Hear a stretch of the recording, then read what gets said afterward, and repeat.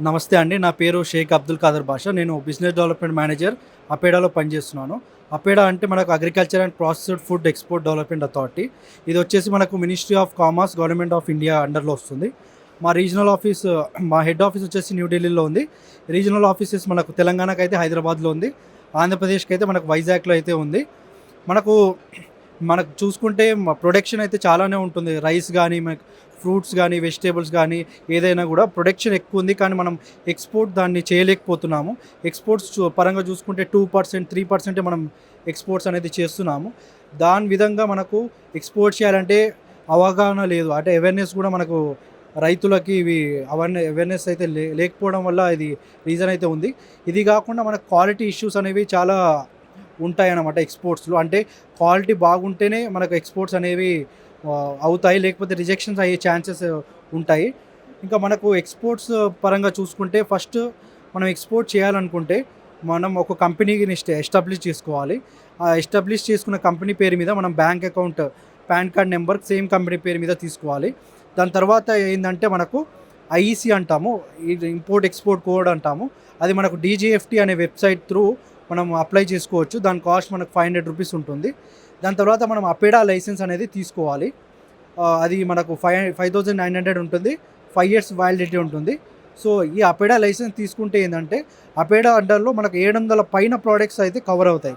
అంటే మనకు fruits, vegetables అంటే మనకు తెలంగాణ నుంచి, ఆంధ్ర నుంచి చూసుకుంటే బంగనపల్లి మ్యాంగోస్ ఎక్కువగా ఎక్స్‌పోర్ట్ అవుతాయి. మనకు పొమోగ్రనేట్స్ అవుతాయి. మనకు ఆంధ్ర నుంచి G9 వెరైటీ ఆఫ్ బనానా అనేది ఎక్కువగా ఎక్స్‌పోర్ట్ అవుతుంది. మనకు ఆంధ్ర, తెలంగాణ నుంచి ఇంకా ఇండియా వైస్ చూసుకున్నా గూడా నాన్ బాస్మతి రైస్ ఎక్కువగా ఎక్స్‌పోర్ట్ అయితే అవుతుంది. సో, ఇవన్నీ గూడా అంటే పికిల్స్ మనం పచ్చడ్లు అవి గూడా ఎక్స్‌పోర్ట్ చేసుకోవచ్చు. తేనె ఎక్స్‌పోర్ట్ చేసుకోవచ్చు. ఇవన్నీ గూడా ఎక్స్‌పోర్ట్ చేయాలనుకుంటే మనకు అపెడా లైసెన్స్ అయితే తీసుకోవాల్సి ఉంటుంది. ఈ లైసెన్స్ తీసుకున్న తర్వాత అపెడా ఏందంటే మీకు 3 టైప్స్ ఆఫ్ స్కీమ్స్ అనేది రన్ చేస్తుంది. ఒకటి infrastructure scheme, quality scheme, market development scheme. Infrastructure scheme కింద మనకు ఏదైనా ప్రాసెసింగ్ యూనిట్ అవి ఎస్టాబ్లిష్ చేసుకోవాలనుకుంటే మనకు సబ్సిడీ అనేది లభిస్తుంది. అదే క్వాలిటీ డెవలప్‌మెంట్ కింద గ్లోబల్ గ్యాప్ అంటారు. అంటే గుడ్ అగ్రికల్చర్ ప్రాక్టీసెస్. మీరు ఎప్పుడైతే ఎక్స్‌పోర్ట్ చేయాలనుకుంటున్నారో యూరోపియన్ కంట్రీస్‌కి మీరు వెళ్ళాలంటే మీ ఫార్మ్ అనేది గ్యాప్ సర్టిఫైడ్ ఉంటే మనకు యూరోపియన్ కంట్రీస్‌లో ఈజీగా యాక్సెస్ అవ్వచ్చు. ప్లస్ ఈ గ్లోబల్ గ్యాప్ సర్టిఫికేట్ మీరు సాధించాలంటే మీకు అప్ టు 50% సబ్సిడీ అనేది అపెడా మీకు ఇస్తుంది. అంటే మీకు ఒకవేళ 5,00,000 అయితే దాంట్లో 2.5 లాక్స్ వరకు మనకు అపెడా సబ్సిడీ అయితే ఇస్తుంది. అదేవిధంగా మనకు అపెడా అనేది బయ్యర్స్ అంటే వేరే వేరే దేశాల్లో మన ప్రొడక్ట్స్ కొనే వాళ్ళ కోసం వాళ్ళని పిలిపించి ఎగ్జిబిషన్ కండక్ట్ చేస్తుంది. మనకు అపెడా అనేది ట్రేడ్ ఫేర్స్ అనేది కండక్ట్ చేస్తుంది. అంటే మనకి ఇంటర్నేషనల్ గానీ, డొమెస్టిక్ గానీ. దీంట్లో ఏందంటే మనకు స్టాల్ పెట్టుకోవడానికి ఎక్స్‌పోర్టర్స్‌కి ఛాన్స్ ఇస్తారు. మనకు ఆ స్టాల్స్‌లో ఏందంటే మీరు ఎగ్జిబిట్ చేసుకోవచ్చు. అప్పుడు ఇంపోర్టర్స్ మన దగ్గరకొచ్చి మన ప్రోడక్ట్ చూసి వాళ్ళు నచ్చితే మనకు నెగోషియేట్ అయితే చేసుకుంటారు. ఆ విధంగా మనము అంటే ఇంపోర్టర్స్‌ని కాంటాక్ట్ అయితే అవ్వచ్చు డైరెక్ట్‌గా. ఎక్స్‌పోర్ట్ క్రెడిట్ గ్యారంటీ కార్పొరేషన్ అనేది ఒక సంస్థ అయితే ఉంది మినిస్ట్రీ ఆఫ్ కామర్స్ కింద. మనకు ఒకవేళ మనం ఎక్స్‌పోర్ట్ చేసిన తర్వాత ఎవరైతే బయ్యర్ మనకు అంటే డబ్బులు ఇవ్వకపోయినా అది కూడా క్రెడిట్ రిస్క్ కింద వాళ్ళు కవర్ చేస్తారు. అపెడా అనేది మనకు అవేర్‌నెస్ ప్రోగ్రామ్స్ కూడా చేస్తూ ఉంటుంది. అంటే రైతులకు, ఫార్మర్ ప్రొడ్యూసర్ ఆర్గనైజేషన్స్‌కి, మనకి ఎక్స్‌పోర్టర్స్‌కి అంటే ఏ విధంగా ఎక్స్‌పోర్ట్ చేయాలి, ప్రొసీజర్ ఏంటి, మనకి ఏమేమి డాక్యుమెంట్స్ అవసరం ఉంటుంది. దాని రిలేటెడ్‌గా మనకు అపెడా అనేది అవేర్‌నెస్ ప్రోగ్రామ్స్ అయితే కండక్ట్ చేస్తూ ఉంటుంది. అదే కాకుండా మనం ఎక్స్‌పోర్ట్ చేయాలంటే ప్యాకేజింగ్ అనేది చాలా ముఖ్యమైన విషయం. ఎందుకంటే మనకు చాలా దేశాల్లో మన ప్రొడక్ట్స్ ఎళ్తాయి. ప్లస్ త్రూ డిఫరెంట్ ట్రాన్స్‌పోర్ట్ ఎళ్తాయి. అప్పుడు మనకేమవుతుందంటే ఏమైనా డ్యామేజ్ అయ్యే ఛాన్సెస్ ఉంటుంది.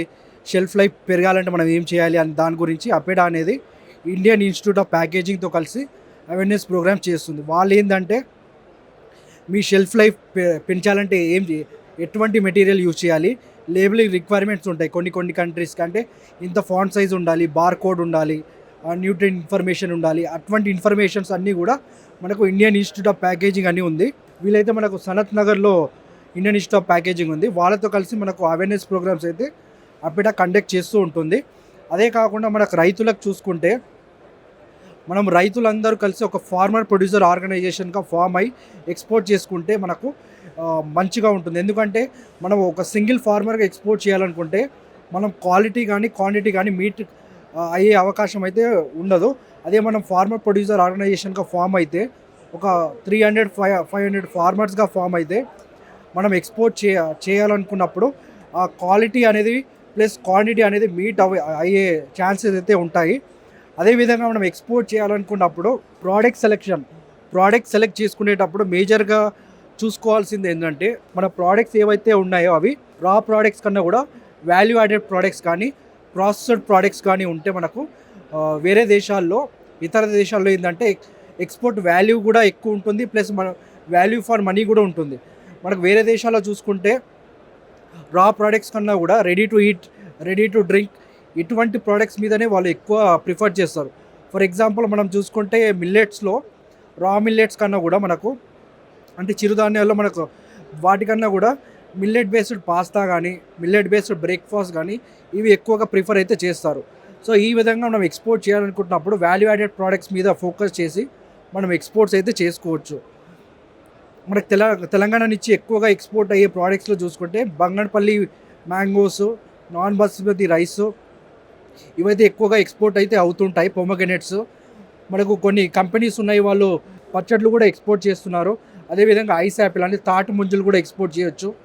మనకు మొరింగా పౌడర్ అంటే మునగాకు పొడి ఇది కూడా మనం ఎక్స్పోర్ట్ అయితే చేసుకోవచ్చు యూఎస్ఏకి. అదేవిధంగా మనం ఈరోజు ఎగ్జిబిషన్లో చూసుకుంటే ఎగ్వే ఇంటర్నేషనల్ అనే కంపెనీ వాళ్ళు మనకు ఎగ్ పౌడర్ అంటే గుడ్డుని పౌడర్ ఫామ్లో చేసి వియత్నాం ఇటువంటి కంట్రీస్కి వాళ్ళు అయితే ఎక్స్పోర్ట్ చేస్తున్నారు. అదేవిధంగా మనం చికెన్ కానీ మీట్ కానీ ఇటువంటి ఏ ప్రోడక్ట్ అయినా మనం తేనె కూడా మనం ఎక్స్పోర్ట్ అయితే చేసుకోవచ్చు. కాబట్టి మనం ఎప్పుడైతే ఎక్స్పోర్ట్ చేయాలనుకుంటామో ఫస్ట్ మనం ప్రోడక్ట్ సెలెక్ట్ చేసుకొని ఆ ప్రోడక్ట్ని వాల్యూ అడిషన్ చేసుకొని ఎక్స్పోర్ట్ స్టార్ట్ చేసుకుంటే మనకు వాల్యూ ఫర్ మనీ అనేది ఉంటుంది. అదేవిధంగా మనకు ప్యాకేజింగ్ విధంగా మనకు ఇండియన్ ఇన్స్టిట్యూట్ ఆఫ్ ప్యాకేజింగ్ వాళ్ళతో కలిస్తే మనకు షెల్ఫ్ లైఫ్ అనేది పెరుగుతుంది, ప్లస్ లేబులింగ్ రిక్వైర్మెంట్స్ అవి కూడా మీట్ అయ్యేదానికి ఉంటుంది అన్నమాట. ఇంకోటి మనకు మేజర్గా చూసుకుంటే మనకు ఫార్మర్స్ పెస్టిసైడ్స్ యూజ్ చేస్తుంటారు మనకు పెస్ట్ డిసీజ్ ఎక్కువ ఉన్నప్పుడు. అవి ఏంటంటే మనకు పెస్టిసైడ్స్ కూడా మనకు ఒక రిజిస్టర్డ్ పెస్టిసైడ్స్ అని ఉంటాయి, నాట్ రిజిస్టర్డ్ అని ఉంటాయి, బ్యానెడ్ కూడా ఉంటాయి. మనం ఎక్స్పోర్ట్ చేయాలనుకున్నప్పుడు రిజిస్టర్డ్ పెస్టిసైడ్సే వాడాలి, అది కూడా డోసేజ్ ఎంత ఉందో అంతే వాడాలి. మనం దానికన్నా ఎక్కువ వాడినా కూడా మనకు ఆ పెస్టిసైడ్ రెసిడ్యూస్ అనేది దాని మీద ఉండిపోతాయి. అప్పుడు మనం ఎక్స్పోర్ట్ చేసేటప్పుడు రిజెక్షన్ ఛాన్సెస్ కూడా ఉంటాయి.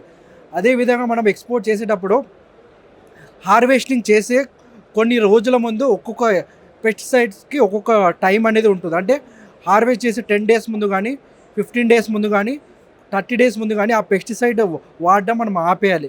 అప్పుడే అది మనకు రెసిడ్యూ లెవెల్స్ అనేవి తగ్గి ఉంటాయి అన్నమాట. ఎప్పుడైతే మనం ఎక్స్పోర్ట్ చేస్తున్నామో యుఎస్, ఆస్ట్రేలియా ఇటువంటి కంట్రీస్కి పెస్టిసైడ్ రెసిడ్యూస్ ఉంటే మనకు అక్కడి నుంచి రిజెక్షన్స్ అయితే ఎక్కువగా వస్తుంటాయి అన్నమాట. So major reasons for rejections of exports అంటే మనకు ఎంఆర్ఎల్స్ అని చెప్పుకోవచ్చు, మ్యాక్సిమం రెసిడ్యూ లెవెల్స్. కాబట్టి మనం ప్రాపర్గా ఐపీఎం ప్రాక్టీసెస్ అంటే ఇంటిగ్రేటెడ్ పెస్ట్ మేనేజ్మెంట్ ప్రాక్టీసెస్ కానీ ఇవన్నీ కూడా మేనేజ్ చేసుకొని మనం ఎక్స్పోర్ట్ చేసుకోవచ్చు. అదేవిధంగా మనకు అపెడా అనేది ట్రేసబిలిటీ ప్లాట్ఫామ్స్ కూడా ప్రొవైడ్ చేస్తుంది. అంటే for organic net, trace net అని మనకు HortiNet.net for mango and other horticulture products. దీని ఉద్దేశం ఏంటంటే మనకు యూరోపియన్ కంట్రీస్కి మీరు ఎక్స్పోర్ట్ చేయాలనుకుంటే మీ మ్యాంగో ఫామ్ ఏదైతే ఉందో దాన్ని మనం దీంట్లో రిజిస్టర్ చేయాల్సి ఉంటుంది. దాంట్లో రిజిస్టర్ చేస్తే మనకు ఒక బార్కోడ్ వాళ్ళ ప్యాకేజింగ్ ముందే ఉంటుంది. అంటే ఎవరైతే కొనుక్కుంటున్నారో వేరే దేశాల్లో వాళ్ళు ఆ బార్కోడ్ స్కాన్ చేస్తే వాళ్ళు ఏ ఫీల్డ్ని తీసుకున్నారో ఆ ఫీల్డ్లో ఏ పురుగులు ఉన్నాయి, ఏ పురుగులు వచ్చాయి, దానికి ఏ మందులు వాడారు, ప్లస్ ఆ ఫామ్ నుంచి తర్వాత ఎక్కడ ప్యాకేజింగ్ అయింది, ఎక్కడ సార్టింగ్ గ్రేడింగ్ అయింది, అంత ఇన్ఫర్మేషన్ కూడా వాళ్ళకు ఆ బార్కోడ్లో చూసుకోవచ్చు. దానివల్ల ఏంటంటే బయ్యర్కి ఒక ట్రస్ట్ అనేది ఏర్పడుతుంది. కాబట్టి యూరోపియన్ కంట్రీస్కి ఈ ట్రేసబిలిటీ ప్లాట్ఫామ్స్ అనేవి మేజర్గా ఇంపార్టెంట్ అయితే అవుతాయి. ఈ విధంగా డిఫరెంట్ కంట్రీస్కి డిఫరెంట్ రిక్వైర్మెంట్స్ అయితే ఉన్నాయి. మనం చూసుకుంటే రైస్, మనం నాన్ బాస్మతి రైస్ కానీ బాస్మతి రైస్ కానీ వేరే దేశాలు పంపేయాలనుకుంటే, ఫర్ సపోజ్ నేను యూఎస్ కానీ చైనా పంపేయాలనుకుంటే నేను రైస్ అంటే నార్మల్ రైస్ మిల్స్ నుంచి కాకుండా NPPO అంటే national plant protection organisation registered rice mills ఉంటాయి, అక్కడి నుంచే నేను ప్రొక్యూర్ చేసి నేను ఎక్స్పోర్ట్ చేయాలి, లేకపోతే వాళ్ళు యాక్సెప్ట్ చేయరు. అదే నేను సౌదీ అరేబియాకి పంపాలంటే ఎస్ఎఫ్డిఏ రిజిస్టర్డ్ రైస్ మిల్స్ నుంచే నేను ప్రొక్యూర్ చేసి ఎక్స్పోర్ట్ అయితే చేసుకోవచ్చు. సో ఈ విధంగా కంట్రీ వైజ్ రిక్వైర్మెంట్స్ ఉన్నాయన్నమాట. ఫర్ ఎగ్జాంపుల్ నేను మ్యాంగో ఎక్స్పోర్ట్ చేయాలనుకుంటే యూఎస్ఏకి 3 టైప్స్ ఆఫ్ ట్రీట్మెంట్స్ ఉంటాయి మనకు. హాట్ వాటర్ ట్రీట్మెంట్ అని, వేపరేట్ ట్రీట్మెంట్ అని, ఇరాడియేషన్ అని. నేను యూఎస్ఏకి పంపాలంటే ఖచ్చితంగా మనకు ఇరాడియేషన్ ట్రీట్మెంట్ అనేది కంపల్సరీగా చేపించి నేను యూఎస్ఏకి పంపాలి. అదే జపాన్కి పంపాలంటే నేను వేపరేట్ ట్రీట్మెంట్ చేపించి పంపాలన్నమాట. సో ఈ విధంగా డిఫరెంట్ ప్రోడక్ట్స్కి డిఫరెంట్ ట్రీట్మెంట్స్ ఉంటాయి, ప్లస్ డిఫరెంట్ కంట్రీస్కి డిఫరెంట్ మేనేజ్మెంట్ సర్టిఫికేట్ రిక్వైర్మెంట్స్ అనేది ఉంటాయి. సో ఇవన్నీ మేనేజ్ చేసుకొని క్వాలిటీ బాగా పెట్టుకొని, ప్లస్ మనం ప్రాపర్ ప్యాకేజింగ్, ప్రాపర్గా షెల్ఫ్ లైఫ్ మెయింటైన్ చేసుకొని మనం ఎక్స్పోర్ట్స్ అయితే చేసుకోవచ్చు.